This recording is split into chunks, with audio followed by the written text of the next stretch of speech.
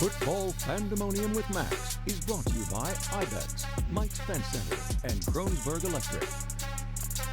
Welcome to week 8 of Football FANdemonium. We have officially reached the halfway point of our hunt to find the biggest football fan here on the high desert. Now, last week we boasted a battle of the unbeatens between the Seahawks and the Steelers. Now, the Seahawks unfortunately did suffer their first loss of the season last Sunday in the NFL, but could Tad, the diehard lad, make up for it? The week 7 winner is the savvy, swaggy Steelers fan with 87% of the votes. Not even close here. Now, I'll tell you what, Tad Cockrell certainly had a lot of Seahawks spirit, but it was tough to beat Jace's football man cave. That thing was pretty sweet. If you haven't seen it, you can go check out last week's episode on KTVZ.com/play. So congrats to you, Jace. You've now earned $49 in gift cards to local retailers. Plus, you're the 7th addition to our 16-person bracket. Now, once this gets filled out by January, we will have a playoff to find out who is the greatest fan in all the land.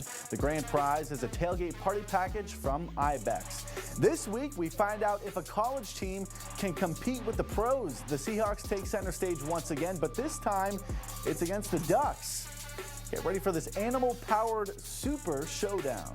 Go Hawks! This is the Lee Soon family, Jennifer, Kaysen, and Carson. They are clearly super Seahawks fans, which means Sundays can get pretty wild inside their home in Redmond. We have a lot of screaming and yelling when games are going on, of excitement and cheering. I'm sure the whole neighborhood can hear us when we do it.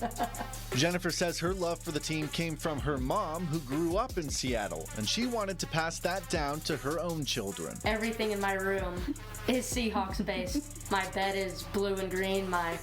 Most of my pillows have Seahawks on them, posters on my walls. We just love the Seahawks. But it doesn't end there. Tank the Pug always has his Seahawks bandana on, and their newest dog is named 12, which of course is what Seahawks fans are called, the 12s. Since he was sporting Seattle gear of his own, I felt it only made sense to put him on the spot for just a second. All right, 12, don't say anything if you think you should win FANdemonium this week. All right, 10-4, good buddy. I hear that message loud and clear. Meanwhile, in East Bend, Go Ducks! more animals are stealing the show. Right now, Elmer G is dressed up as a unicorn for Halloween, but he always has to have at least a little bit of Ducks gear by his side. Capri Stifler keeps this tradition alive with her aunt Charlene Eusted, who might be the biggest Ducks fan there is. Crazy.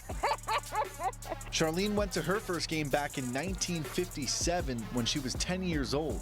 63 years later, her love for the team has only grown stronger. She says she always gets recognized at the games, not just because of those crazy glasses, but her shoes too, which she's been wearing for 30 years. They're my game shoes, and every time I wear them, they win. If I wear a different pair, they lose.